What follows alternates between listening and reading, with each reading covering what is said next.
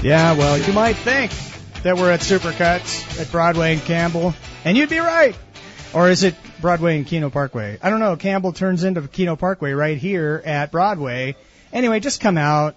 We're on the southwest corner, and you can't miss us. And let's see, K-Love is out front, and they've got the prize wheel going with the Supercut folks. So come in, you spin the Supercut wheel. You could win $5 off your cut. You could win some candy. There's other things. K-Love's just giving stuff away, so they don't care. It's just free stuff.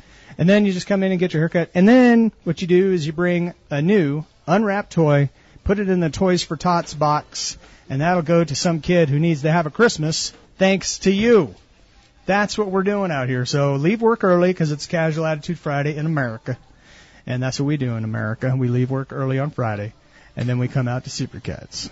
All right, do it.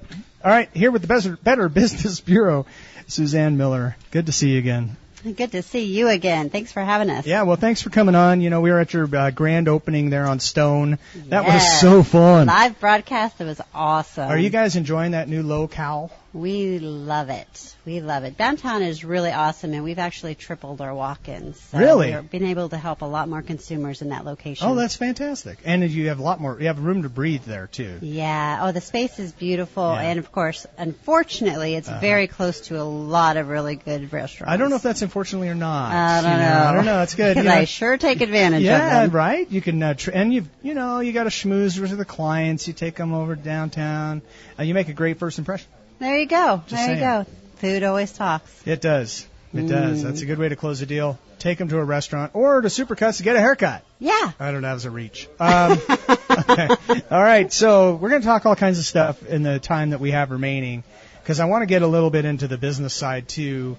But mostly I want to start with, I just encourage people to go to get a brand new unwrapped toy for Toys for Tots. Absolutely. That's I love that. I love that you're doing that here today. And then when they're out shopping, they might get scammed. There are people trying to take advantage. I know. Take advantage of you giving. It's horrible. There are really bad people out there, and we need to stop them. We will do our best. As long as I think with education we can really have everybody understanding what the red flags are to watch out for. Okay, very good. So I have some random questions. You've got a whole list of tips, and I have some from a KVOI article from a couple days ago. And I guess my first question is really my debit card. Yeah. You know, hide it, make sure people don't see me putting in the PIN. And then what do people do? They try to take a picture of my card, and then they try to see me put in the PIN, or how does that work? Well, really, in general, we highly recommend that you don't use your debit card when shopping. Really? Yes. The reason being is that credit cards actually have much more layers of security than a debit card. And debit cards, you use them. Obviously, they're more prone to have hackers steal your information in whatever various ways they can do that these days. But if they did get your information, there goes your cash.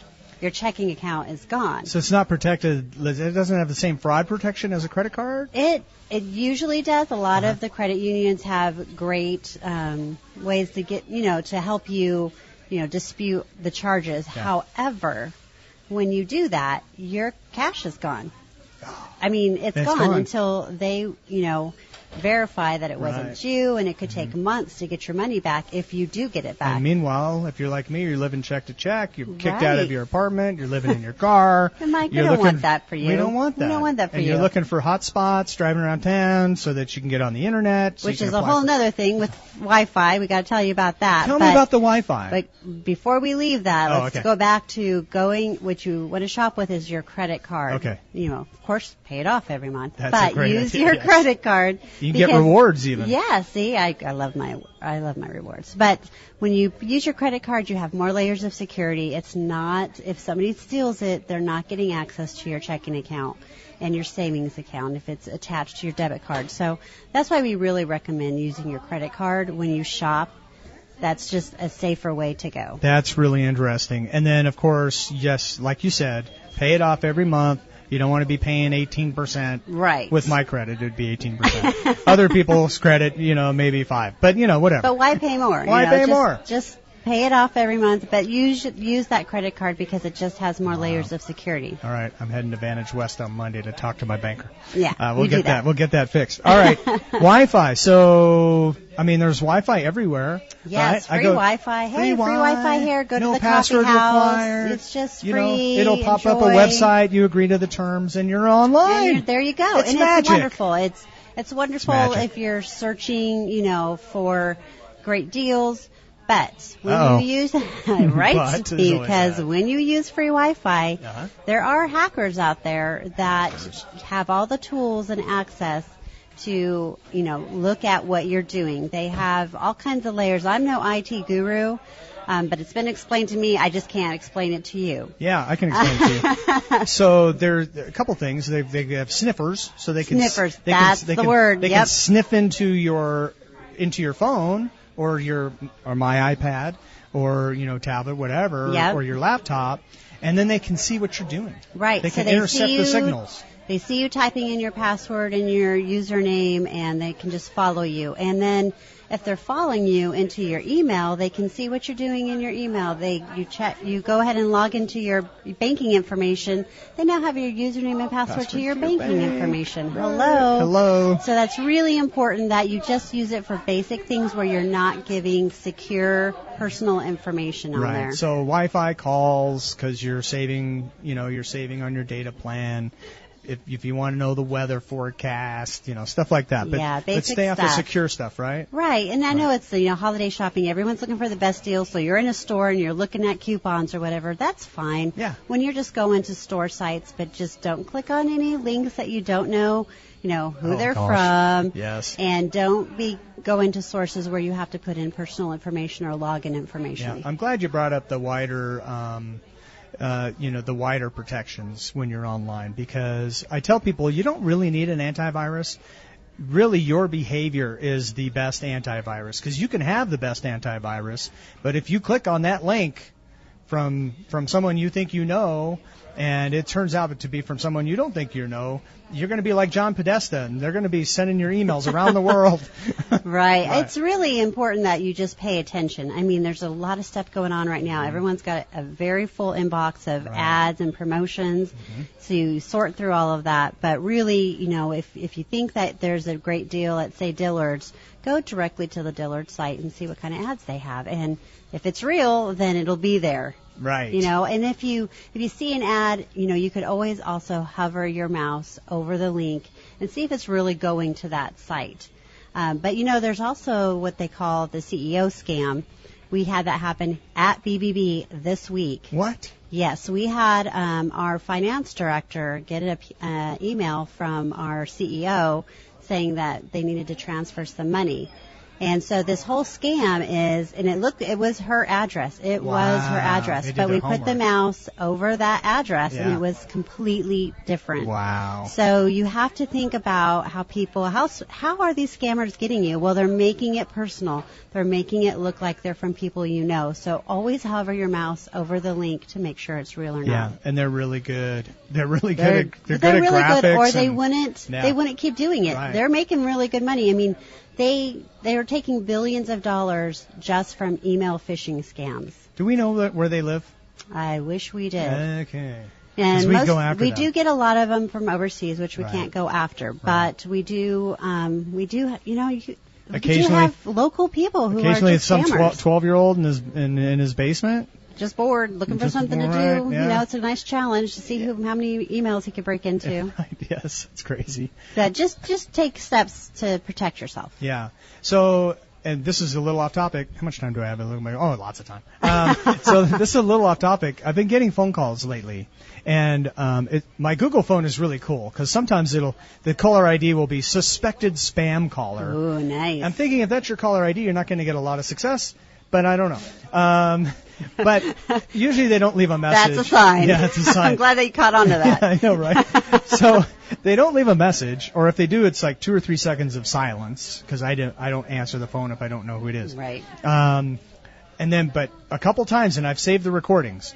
One is like a robot voice, a female robot-like voice, and then the other one is just some guy, but he had a kind of an accent, so I kind of gave it away too. And apparently, the IRS is after me, and if I don't call them back, they're going to have me arrested. You know, I saw the police out front. I was thinking maybe that was about you. It might have been. I don't know. The IRS scam is huge. Isn't that weird? What they're really doing now is, like, for any of these scams that they find out what the local law enforcement is, and so in part of the call they'll say, and Pima County Sheriff's Department's going to show up at your door. Tucson Police Department's coming. Right. And Pima County. Pima. Yeah, there's a sign. Right. But that's what they're doing. So people really think that they know where they live. And we just don't want you responding to any of that. Just hang up.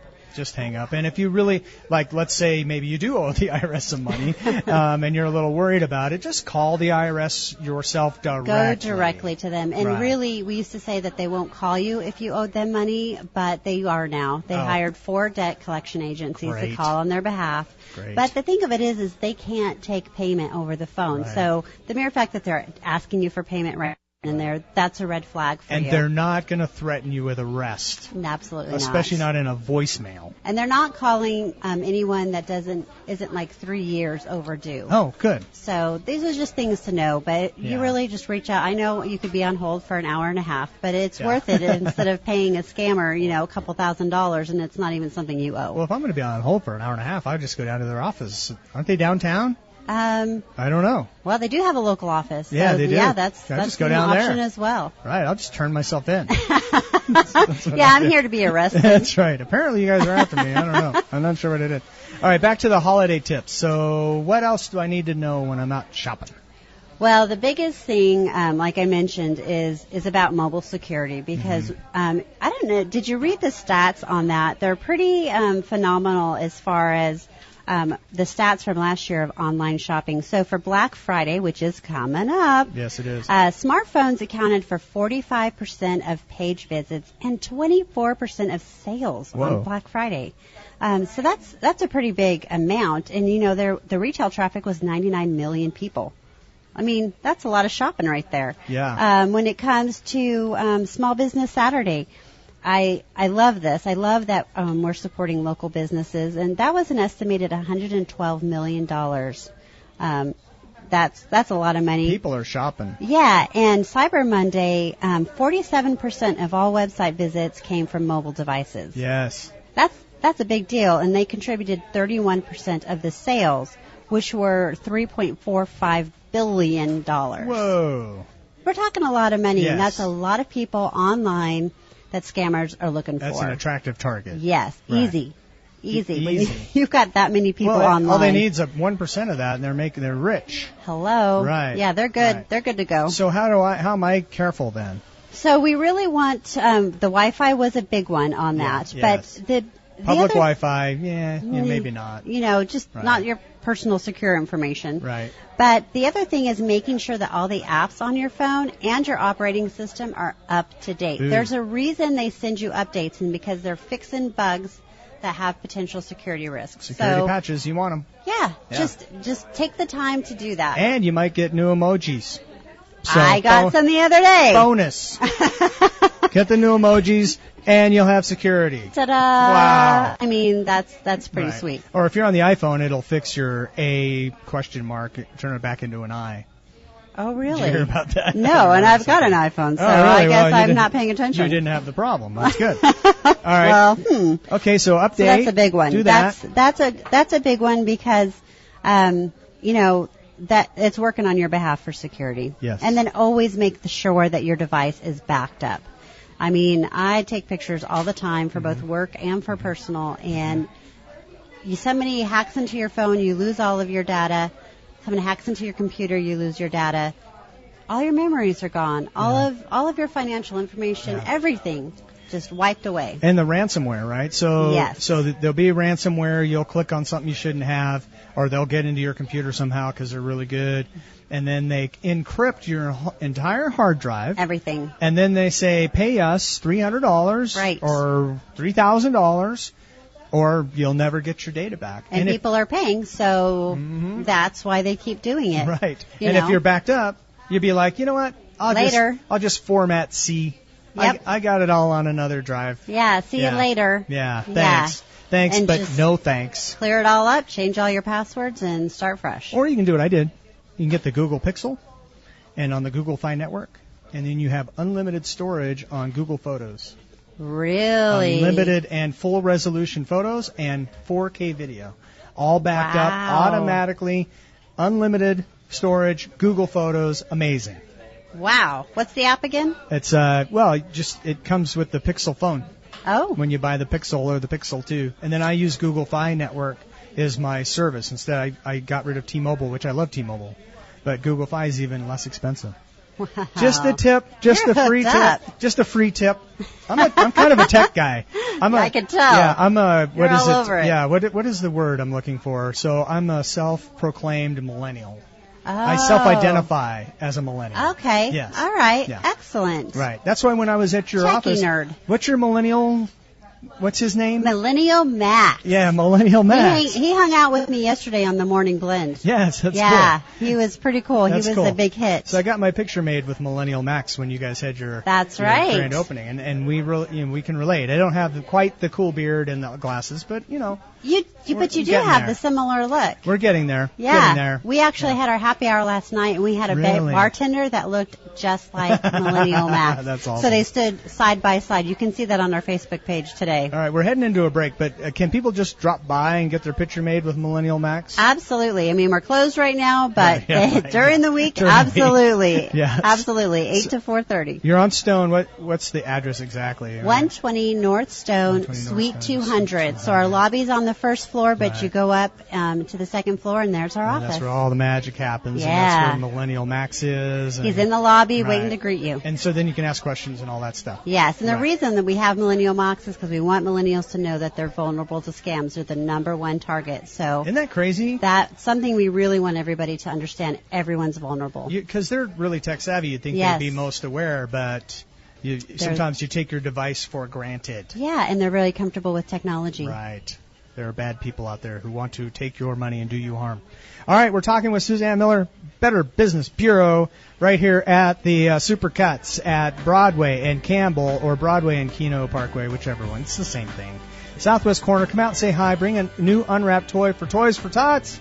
We'll be back with more tips on how to not get scammed after this.